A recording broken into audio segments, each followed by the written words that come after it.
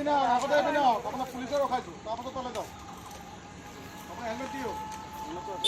helmet আপোনাৰ পিন্ধি আহোঁতে পৰিছে আপোনাৰ দোকানৰ পৰা বিচাৰিব নালাগে আপুনি হেলমেট নকৰা দেখা নাই নহয়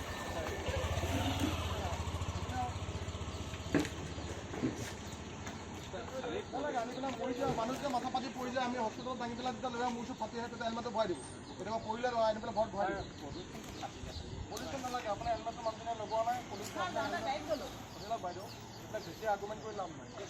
আপোনাৰ হেলমেটৰ 1000 লৈছে 1000 টকা যদি আপুনি 1000 দিব নোৱাৰে তেনেহ'লে আপুনি অনলাইনে মাৰি দিম অনলাইনে দিম আৰু যদি বোলে মই 500 টকা ভৰাই মই 500 টকা জেনেৰেল পেনাল্টি মাৰি দিম বস্তুটো একো নাই আমি দোকান খোলা নাই নহয় কিবা এটা আপোনাক কনচিডাৰ কৰিম কিবা কৰিম গভৰ্ণমেণ্টৰ আমি নিয়মবিলাকে মানিছোঁ ফ'ল' আপ কৰি আপুনি কোনটো